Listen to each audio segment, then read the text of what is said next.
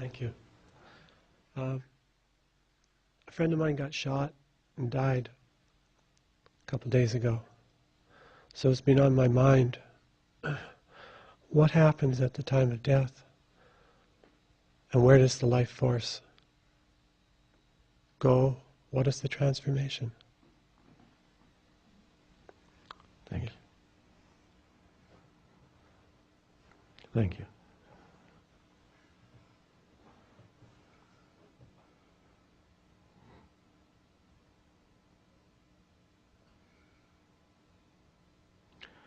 Well, I haven't gone through physical death yet, as the Zen master who was asked about life after death said, "I don't know."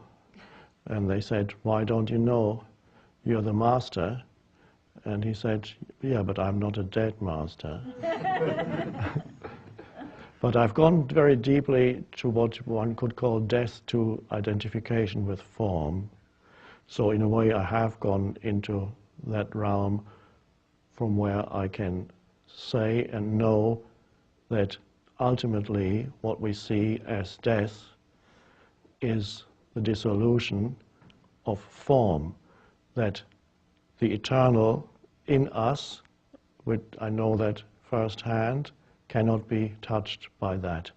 So what exactly happens, I would say, depends on whatever state of consciousness you were in. That was your predominant state of consciousness in this lifetime. If in this lifetime you were continuously identified with form, your body, or the psychological form of me, that means consciousness, this expression of consciousness, was still in a somewhat dreamlike state, which is identification with form. And you can easily extrapolate from that if the tendency of consciousness to identify with form was still there, which in other ways the awakening had not happened. This tendency will continue, there will be further identification with form, and the process will continue as the consciousness that is not yet fully awake will continue to identify with form again, and then gradually come to a place where awakening happens. Or if there has already been a disidentification from form in this lifetime, then you can extrapolate from there that the compulsive urge to identify with form and to seek another form or another cycle of form identification, this compulsion to seek further experiences through identifying with form then would either be much weaker or be completely absent, in which case the consciousness that you are is no longer bound to this realm and will not seek to re-experience the realm of form. But in either case, you really, I can tell you that all is well.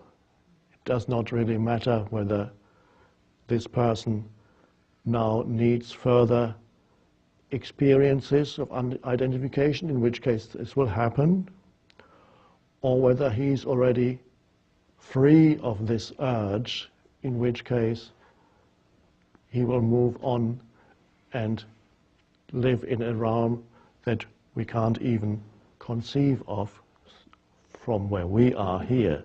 I get a sense deep within in the forms of what that is, but we don't need to talk about it here. All we know is nothing.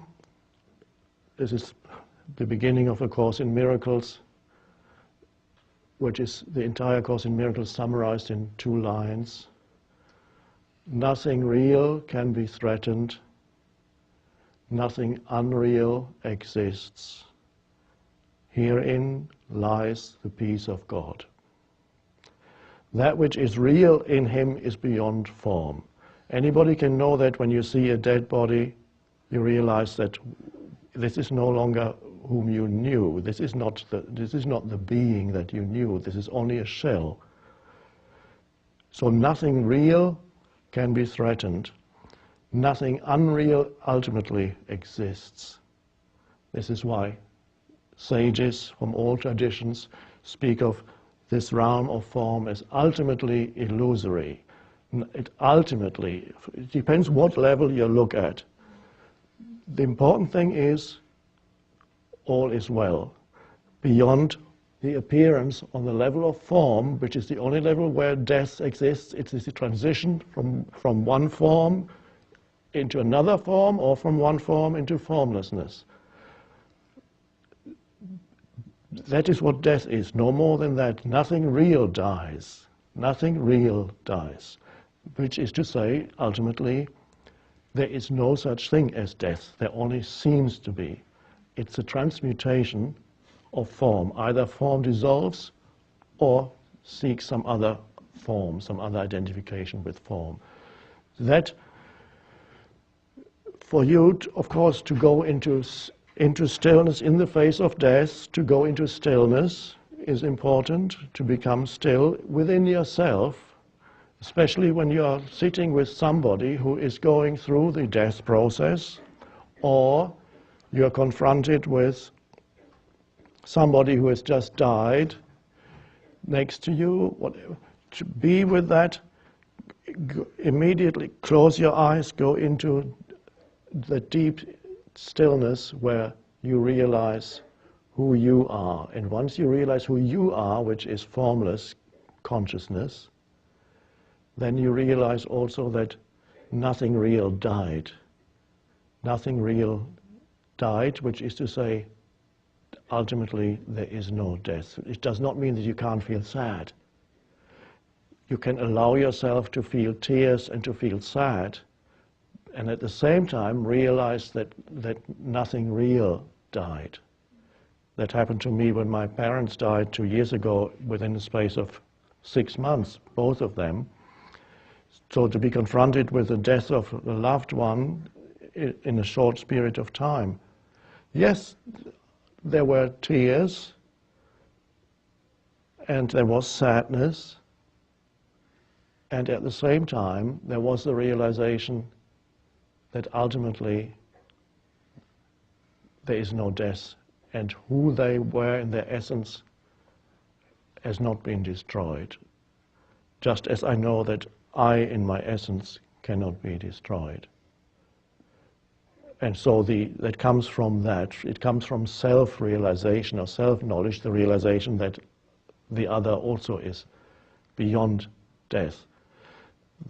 So you can have the coexistence of, yes, on this level, there is a place for sadness and mourning and tears. If it happens, it comes in waves. You may have noticed, usually if somebody close to you dies, the sadness comes in waves at you, and then you cry, and then it leaves you, and then comes another wave. And even when the wave comes, there can be an undercurrent of peace. So you're not totally in that emotion, you're not totally consumed by it. It exists there in your own spaciousness. And the spaciousness underneath the emotion is the peace. And it's only from that inner peace that you can realize the truth behind death.